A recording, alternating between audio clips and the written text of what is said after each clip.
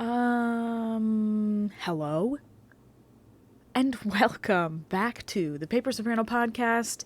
This is episode 37. Wowie zowie. We're killing it. We're here every day making a podcast. And that's it. Okay, bye. So yeah, today's Friday, people. If you're listening to this on Friday, happy Friday. But if you're not, sorry, because every other day of the week sucks.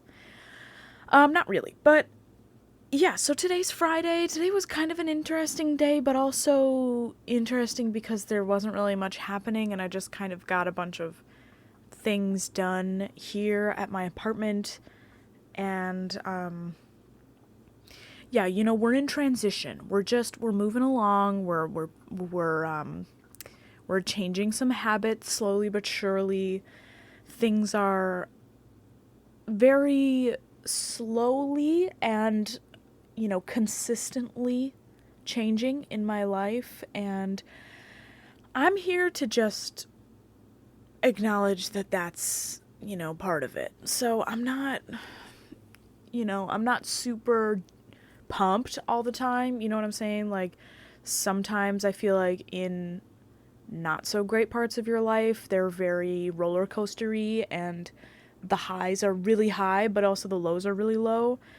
And right now, it's just kind of like middle of the road, you know? And of course, 2 days ago now was a really difficult time for our country here in the US.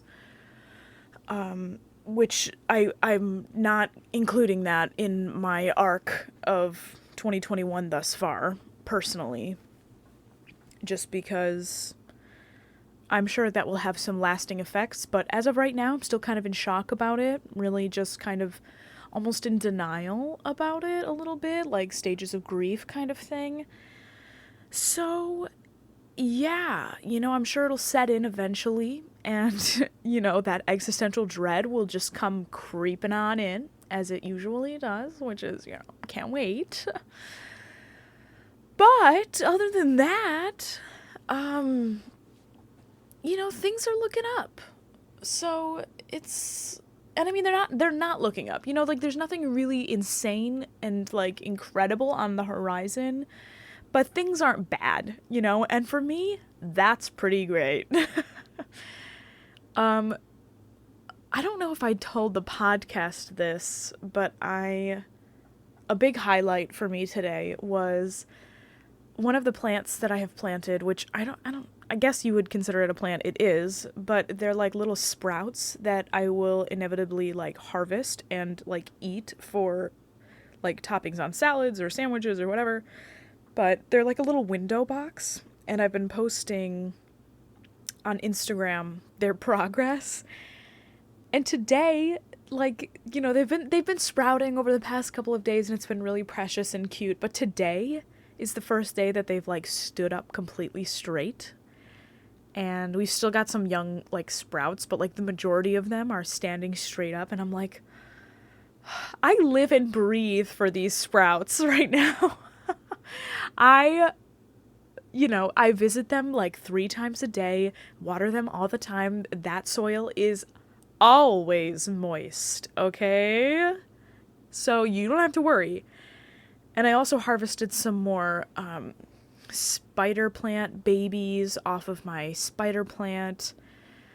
I relocated my bamboo plant, which is honestly getting really large, but I have a lot of faith that once it gets really big, I'll be able to put it into like a floor pot, and she'll just be like part of my furniture, you know what I mean? So pretty pumped for that. Also, mentioned this a couple days ago, I think, but I'm telling you again, because I'm looking at them right now, and ooh, if you have not put if you eat scallions or green onions or whatever you call them, I can never remember which ones are which. I call them scallions, the long green onion things. If you use scallions and you throw away the bottom, like, bulb parts, the white bulb parts with the little, like, hairy roots coming off of them. Oh my God, are you living your life wrong? Like, seriously, I'm not kidding. I put these in water. All you have to do is literally put them in a cup of water. That is it. Put these babies in a cup of water. Put them... I'm pretty sure, I'm convinced they'll grow, like, in a closet. Like, I don't have mine by a window particularly. And they're about 3 inches high already. And I planted them, I put them in a cup of water probably 48 hours ago. You can have unlimited scallions.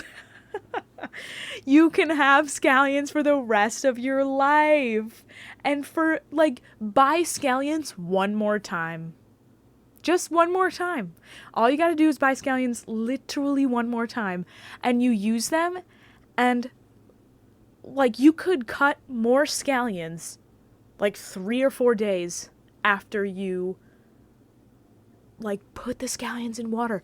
You can have unlimited scallions.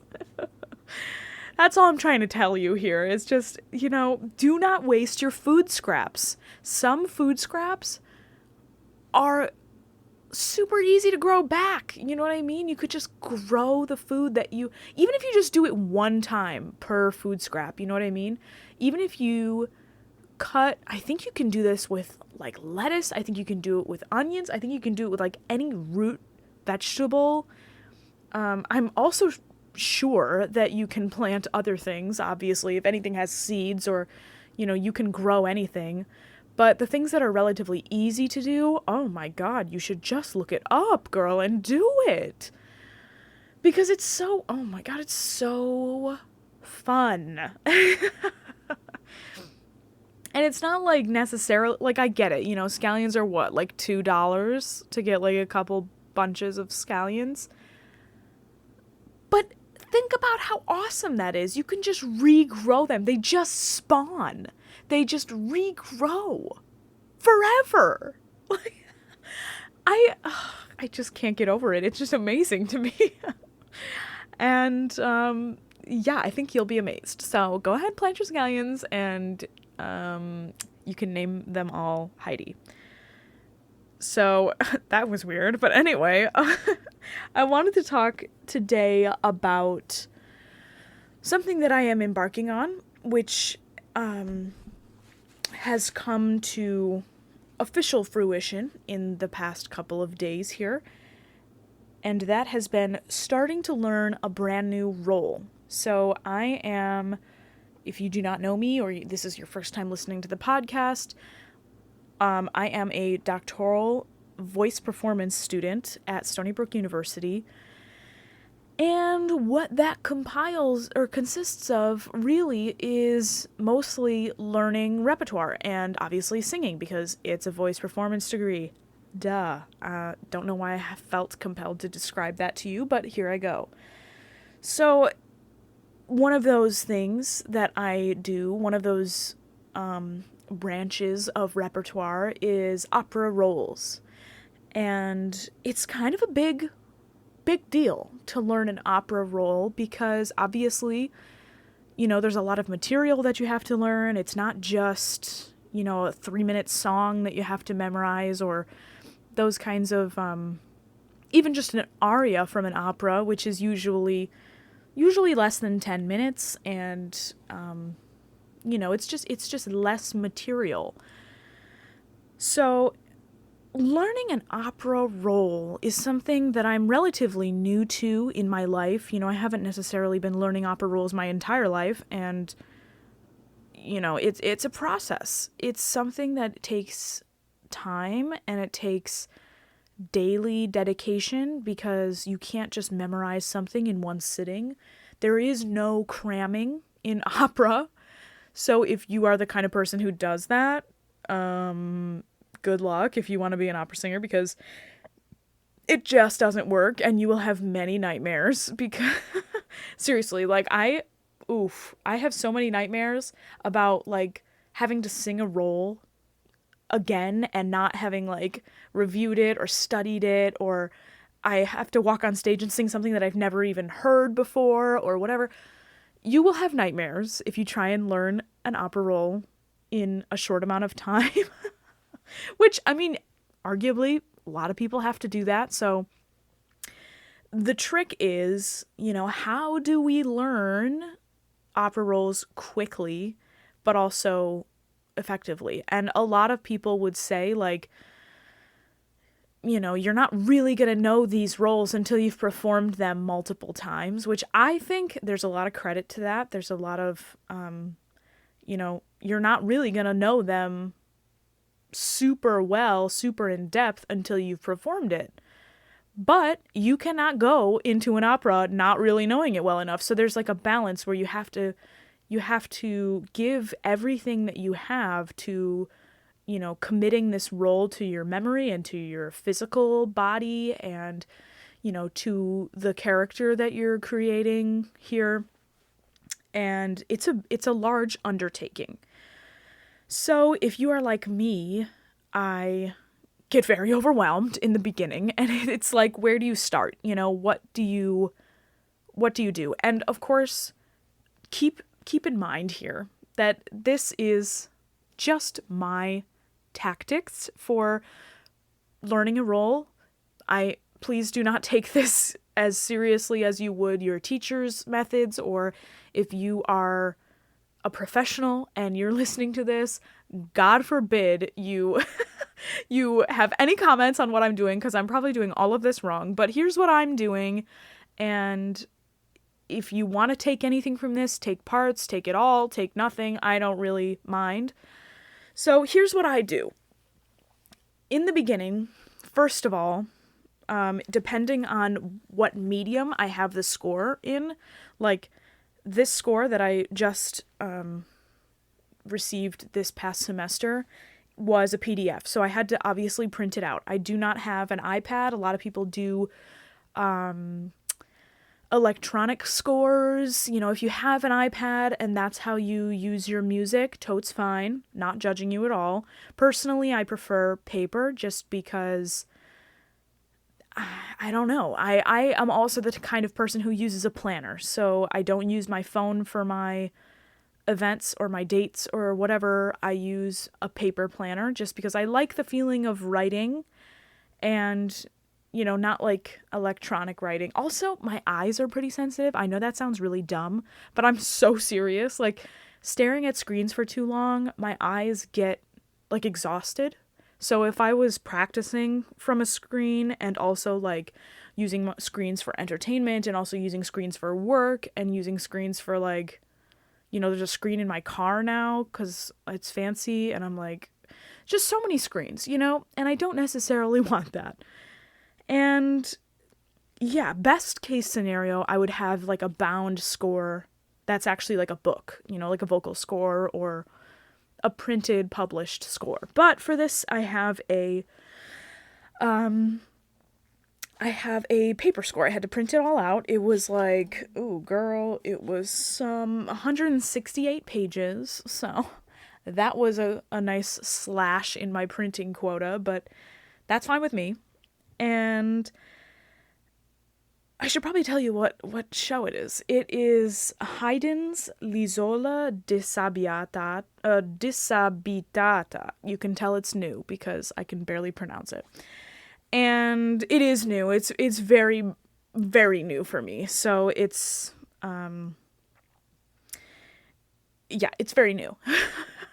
So don't come for me. Also, just a side note, Italian is my worst language out of all of like the three, German, French, Italian. Like, Italian is my worst, and I'm trying to amend that. I already took French and German here at Stony Brook. I also studied French in high school. And I have yet to study Italian, and though it is not required for my degree, I am trying to get into an Italian class this semester. So that's just a side note. But don't come for me with don't come for me for the Italian, okay? I'm working on it. I'm also doing Duolingo, so LOL at that. But anyway, so physical score, I printed it out. That's my first step, obviously. And because of my limitations here at school. I was only able to print single-sided. So the next step for me was obviously putting like sides together, like blank pages and written pages together, and like taping them so that it's like a book basically. Like I don't do the single-sided thing. And yeah, that's just how I do it. So I taped it all up. I made this like whole big thing. And while I was doing that, like this whole process of like printing it out and taping it all together and I put it in a 3-ring binder here. That whole process takes a long time. Okay? So what I do while I'm doing that is just to get an idea for the piece. I'll usually listen to the piece itself, the whole show. This one it was only about an hour or so, an hour and change maybe. And I think the production that I listened to, which I did not love, but, it was like the only one I found. This is kind of like an off-Broadway opera, if you will. It's a little bit of a deep tracks Haydn, but it's really good. It's only for 4 voices and orchestra. And yeah, it's really, I think it's actually for piano as well. It says per canto y pianoforte, so I'm assuming that means for singers and piano. But don't quote me on that, because the show that I saw had it with a little small chamber orchestra. But I'm sure you could reduce the parts and write them out, for an orchestra. But anywho, I'm sure Haydn wrote that out in a way. I'm just looking through here, sorry. And oh god, now I've lost my train of thought. This is like my classic thing. I'm always like, oh yeah, and this and this and this, and then I'm like, where was I? Oh, I was watching the show. Right, duh. So I'm watching the production while also taping the score together and hole punching it, putting it in the binder. And it just gives me like a really baseline. I'm really not even paying attention. I'm just kind of absorbing the feel of things. I'm noticing, what ratio recitative to arias there are. What kind of recitative is it? Is it necessarily challenging? Is it predictable? What are the kind of characteristics of the show that I'm seeing? And I try not to listen too much to the singers, because not that I'm trying to bash anybody here, but I don't really like to listen before I play it, if that makes any sense. If I really can't play it, like if it's so contemporary or something that I really am like unable to play it, like maybe it's ridiculously fast and it's super notey and I absolutely cannot play this, I will listen to someone sing it, or I'll like input it on Finale and play it. But usually, for this type of thing, this is relatively tonal. There's moderate tempi for the most part, and I can play this on piano, so I can explore that before I have any other listening experiences. Like deep active listening is what I'm referring to. And the reason why I do that, which for other singers this was very obvious, but if you're a young singer and you are used to just like listening to people sing it and then you kind of regurgitate it, I encourage you to, get it under your hand and play it, plunk it out on the keyboard, really struggle. If you don't play keyboard, you don't play the piano, welcome to the club. I don't either. But being able to play the piece of music that you are trying to sing is just another level of internalizing it. So do that and try to push yourself to struggle through it and understand why you might have problems playing it, or maybe that will translate to you might have trouble singing it. So just acknowledge that it's hard because, some people really, really feel uncomfortable at the piano and they want it just to be played for them or learned, and that's a whole nother story. But I encourage you to explore, and I do that myself, both listening and playing. So that's what I do at the beginning. And the next thing that I do is highlight. And if you are like me, I love this step. This is a great one. I'm kind of a weenie about it, but it's fun, okay? Like, I love a good highlighter. And what I do is I just go through the score page by page and I look for my character's name and I highlight them, especially in something like this where there's a lot of recitative. Sometimes your character will have like something really short or really little within a line of another character's dialogue or recitative, and it sometimes can help you to just realize how much you have to sing, how much you might segment things off in your brain. Like I usually, well, I'll get into this in a second, but helps you segment things off, helps you get an idea of how much you have to sing, how many arias you have. Really, like, you've never heard this piece before. This is a brand new piece for you. This is a good idea to just, get an idea for what you're going to have to learn. And next, I will, what I have started doing, this step takes a very long time, but it's very important because you have to understand, obviously, what you're saying if your opera is in a foreign language, of course. So this opera is in Italian, and what I do next, which is very important, but, very time consuming, is I go through page by page and, I translate everybody's text, which, granted, I am using a libretto, an Italian libretto that I have, looked up on the internet, and it is also translated into English. I try to use my best translating skills. I try not to use any poetic translations because if you are a singer, you know that poetic translations are not literal. And somebody took those literal translations and made it easier for the reader to make sense of the foreign language and rearrange, the syntax and the arrangement of all of the words and the verbs and all the nouns and stuff, and made it easier for the reader to understand it in the translated language. But that's not necessarily always the best for interpretation. Sometimes it's extremely helpful because sometimes you're trying to translate something and you're like, oh my God, this just doesn't make any sense because it's all backwards and, the whole sentence structure is flipped from English to Italian, and sometimes, a lot of the times, I'm noticing that it's not that the case here in this type of prose that Haydn has chosen. But, sometimes it's really confusing. So, translating is a huge part of it. And I always have, either I have a dictionary app on my phone, or I will have Google Translate open, although there's some pitfalls with Google Translate.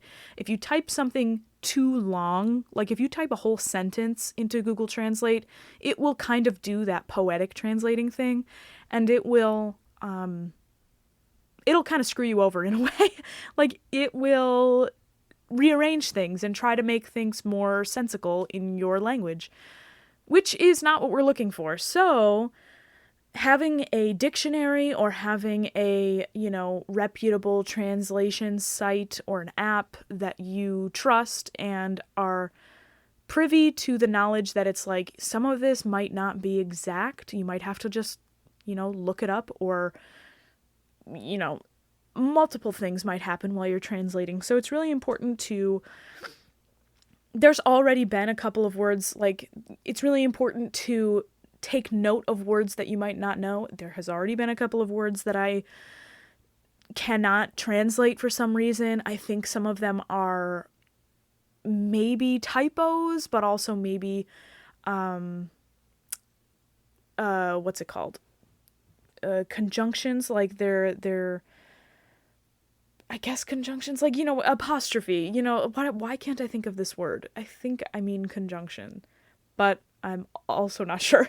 So, like, they might have just had no apostrophe, and that's why the word isn't coming up, but I'm not necessarily familiar with the spelling, or it might be like you know how, like, in English, there's, like, ye old English spelling of things? Like, this is some old Italian, okay? And sometimes the spelling is a little bit wonky, and it might not be listed in, like, a modern dictionary or something like that.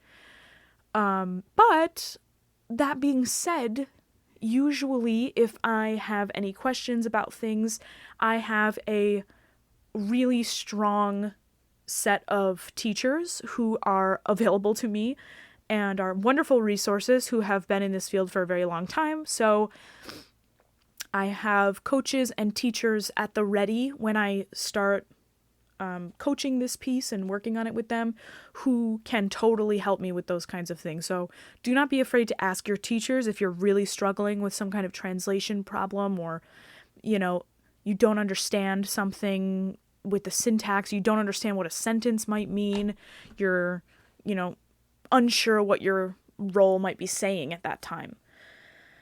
So that's the next thing that I do. I translate everybody's part, because you don't only have to know what you're saying, but you have to know what everybody's saying, because how else are you going to understand how to interact with them as your character?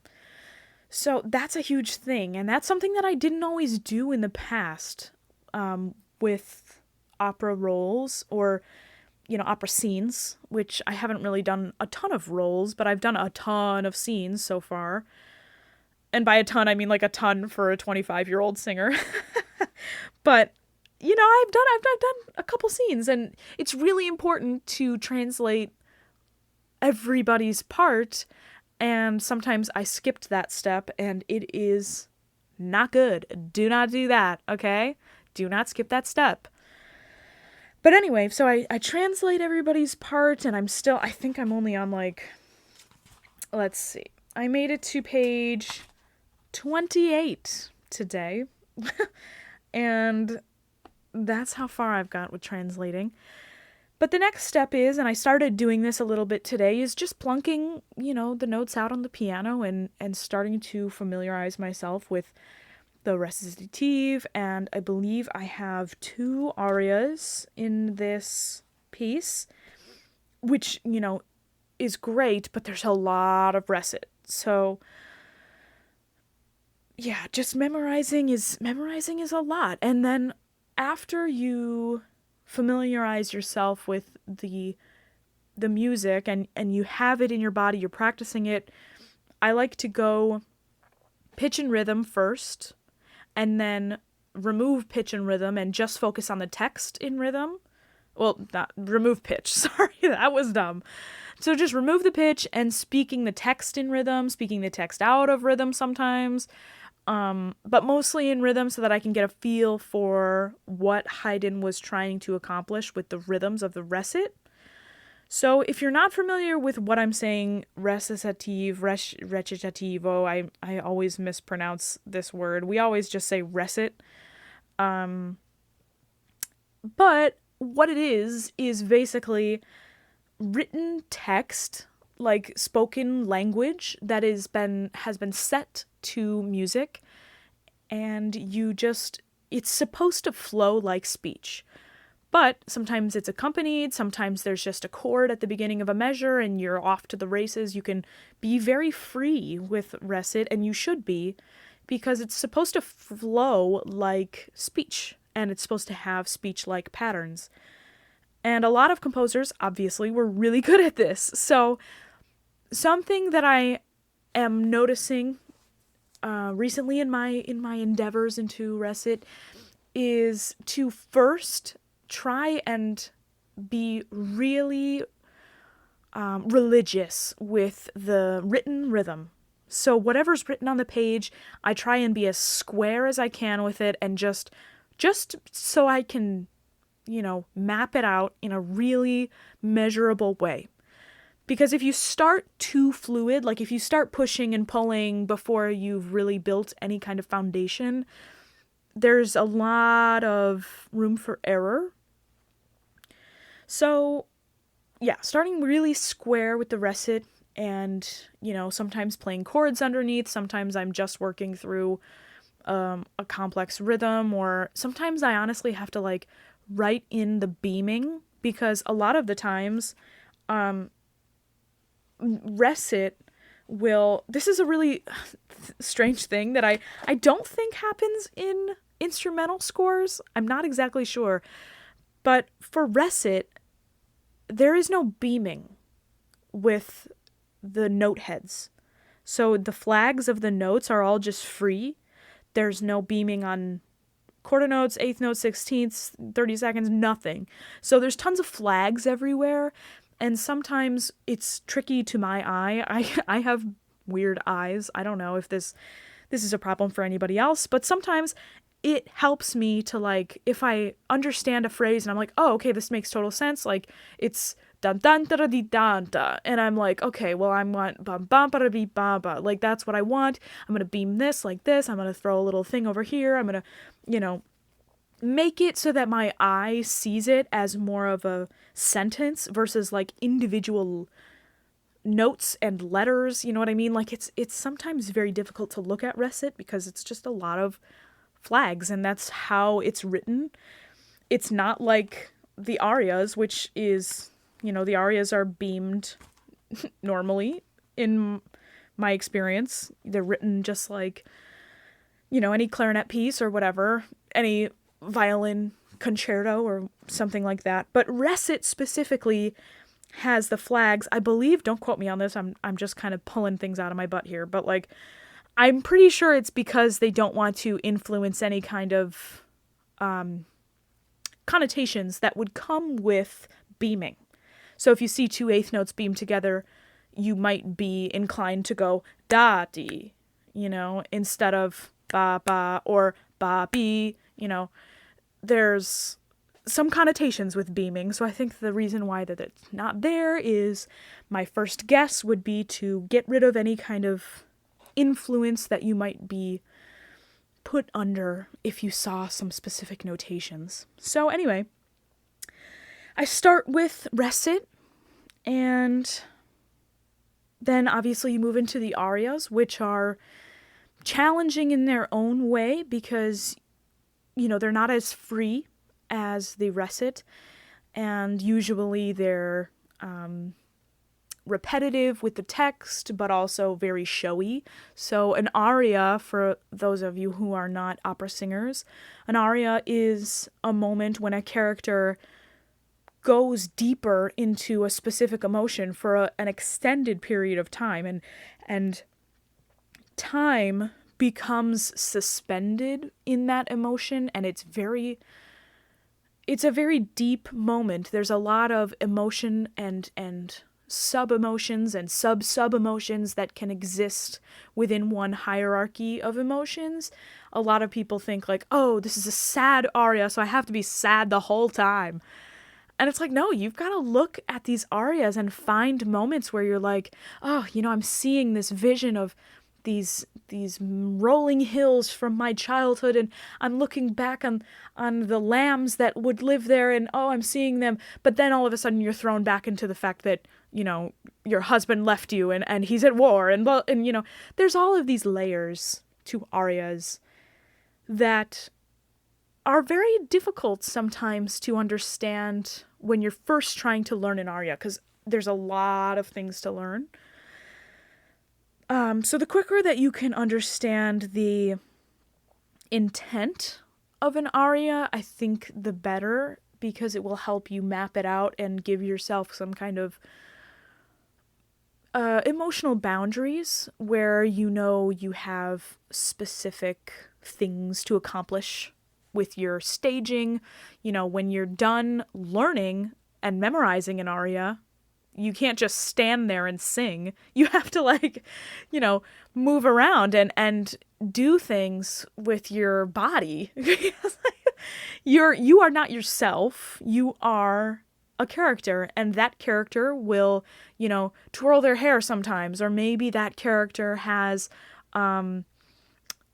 maybe they blink too much, or maybe they have a limp, or sometimes they cross their arms and then they take them away really fast. Like, that's like their thing. Every character has these little quirks, and every person has these quirks. So as an actor, a singing actor, which is what we are, you can't just park and bark. I mean, you can if like you're if you're really that good and you can make it work, or the character calls for it, or the style calls for it, go ahead. But it just depends. So parking and barking has a negative connotation in my mind. I'm not exactly sure what you guys think, or what a lot of old school singers might think. A lot of singers that I have encountered, young singers, usually do too much, which is understandable. They're really trying and they're like overwhelmed and like stressed and scared. So it's kind of like, oh, well, I don't want to just like stand there and sing. But sometimes you do stand there and sing, and sometimes that's what you're supposed to do, and sometimes that's okay, and sometimes that's powerful. And a lot of the times that's powerful because, like I said before when I was introducing what an aria even is, it is this big suspension of time.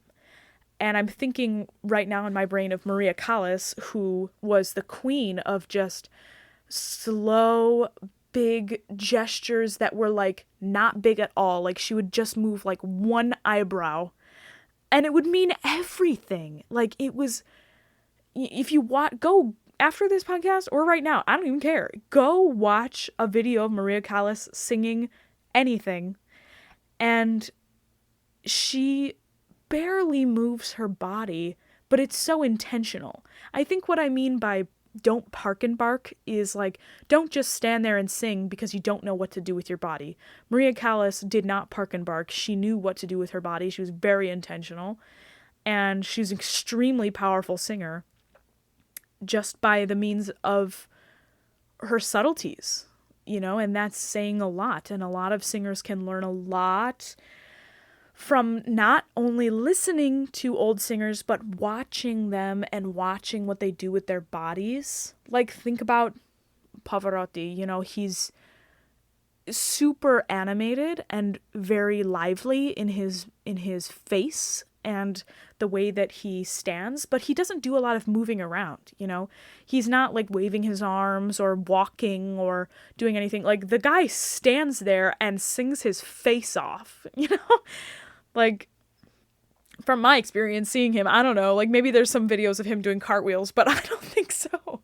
So, yeah, arias are really interesting, and there's a lot to unpack, and then a lot to dish out, So, yeah, you gotta learn your arias after your recit, and then after that, it's a matter of it's this game. It's this game of keeping all of this in your brain somehow, and keeping it in your brain. Yeah, it's just cultivating it and watering it and, feeding it every day. Something that I do personally that might not be very, I don't know how people are going to react to this, but something that I do personally is I record myself practicing. And it's not perfect. It's not performance worthy. I would never share any of those recordings with anyone. But I record myself practicing so that in my off time, when I'm not practicing, or when I'm resting, or when I'm doing the dishes, or when I'm riding my bike, or when I'm going for a run, I can have those practice times in my ears at all time. And like, I can just sit there and practice when I'm not practicing. Practice in the shower. I can practice, a little bit before I go to bed and not have to like sing before I go to bed, I can practice looking at the score. I can go like sit in a coffee shop and put it in my earbuds and practice in public, without disturbing anyone or looking like an idiot, like mouthing the words and like conducting or something like that. But I record myself practicing, and I don't just, I don't just use that video for like the entire, or the recording for the entirety of my process. I will record a new set of, like, once I learn the whole role. This is also, honestly, this is also something that I've only started doing like a year or two ago. So once I learn the entire role, I will go through it and I will divide it into sections. I think the last show that we did Dialogues of the Carmelites, Poulenc, and I had 9 sections. I delineated it into 9 chunks, and every couple of days I would record all 9 chunks again. Like, I would practice it. And I would practice it every day, but I wouldn't record it every day just because, sometimes things happen, or sometimes I'm only able to practice little chunks here and there, so I don't want to have to worry about recording every single day. But every couple of days I would refresh the recordings, because you don't want to be doing something, just because you've memorized it in a recording a certain way. You want it to be fresh and fluid in your brain, which is a huge task. I'm saying, like, yeah, you want it to be, like, fresh and totally new every single time. Like, that is hard when you're trying to remember an hour's worth of music that not you're singing, but, like, everybody's singing. You're trying to remember an entire show and all of the words and all of everything, So I'll record it every couple of days and I'll listen to it, and that has been a really powerful memorization tool for me, because I'm sure a lot of other singers can relate, but I am a very auditory and visual learner.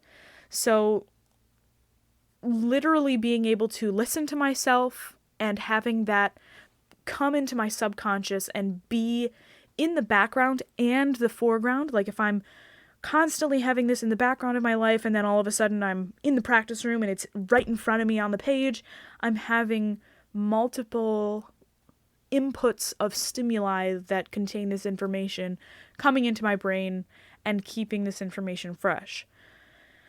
So, that's just something that I do. And then, when the show starts happening, it's kind of weird for me, because I'll usually review every show afterwards. I'll kind of look back and try and pinpoint certain areas that I either had trouble with, or something happened in the show that night and I couldn't control it, but it made me mess something up and I want to make sure that I don't mess it up tomorrow or whatever. I think studying scores before bed is really important, although sometimes it's tough for me to do, because I like to listen to podcasts before bed, or I like to fall asleep to TV shows or something. But yeah, score study right before bed is really good, because it kind of also creeps into your subconscious, and I don't know, it's just good, recite your text, speak through something, or conduct through something. Audiating, I haven't even talked about audiating, oh my god, but if you don't know what audiating is when you sing in your brain and you do not make any sounds, you do not phonate in any way. It's not humming, you're not softly singing. It's literally, you're just singing inside your brain with your mind's voice. And that's huge, because being able to hear it without singing it is great for your mental abilities. And it helps you to really solidify, like, do I really know this? Do I really know how this goes? Or am I just, like, kind of going through muscle memory with my exterior, self instead of my brain? But yeah, you guys, I'm sure I missed certain steps, or if you do something different than I do, like I said in the beginning of this podcast, do not take anything I say as law or anything. It's not, nothing is set in stone, and everybody learns things differently. Everybody learns roles their own special way, and it's a very self-oriented process, and if you're not into something that I do, that's totally fine. Feel free to let me know. I don't know. I'm always looking for new ways to learn roles and do things. The thing is with this, though, the reason why I wanted to talk about this on today's episode is because unless you have some really good teachers, and I do, and we have talked about this at certain points, some people, though, do not talk with their teachers about how to learn a role, like, step by step, you know? And if you are a good student, or if you learn arias quickly, or whatever, it might be assumed that you just know how to learn an entire role. But sometimes that's not the case. And if you're new to learning opera roles, or even if you're learning like a musical role, or you're learning a role in a play, or you're learning a role, for some other musical endeavor where it's a longer extended thing, like maybe you're singing a concert, or maybe you're singing an oratorio or something. Usually with oratorio you have the score with you, but still, for all of these things, I hope and I have confidence that a lot of teachers will speak directly to their students and say, hey, this is how I think you should learn this whole thing. This is a really good tactic that I use. This is a good thing. This is a bad thing. Don't do this. Do this, blah, blah, blah.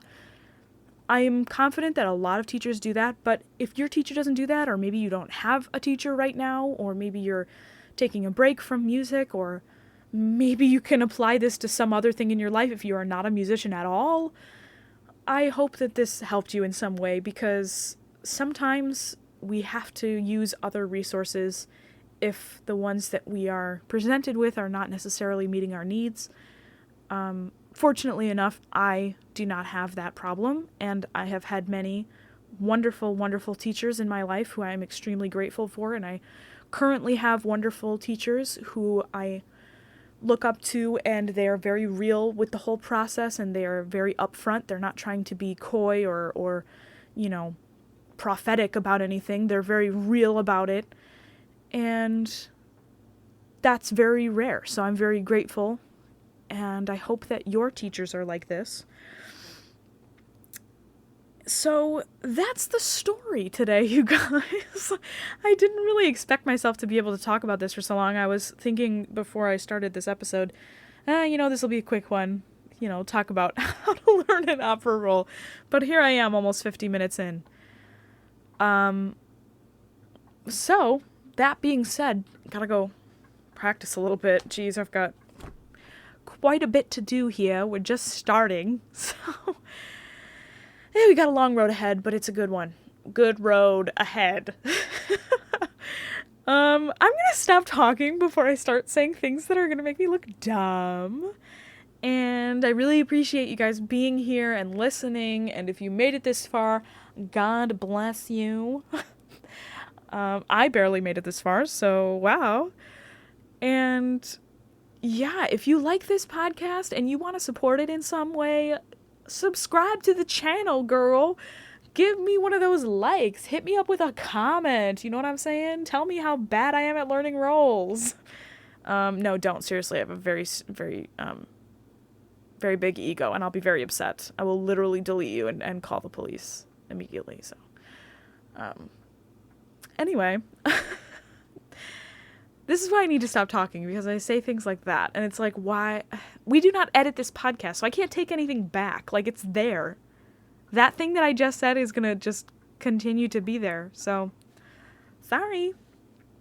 Anyway, yeah, so happy Friday night, if it's Friday when you're listening to this. And, oh my God, what do I say at the end of podcasts? I say, I hope you have a wonderful morning, afternoon, evening, or night. Anytime that you are listening to this podcast, I hope it's great. And I love you, and I mean that.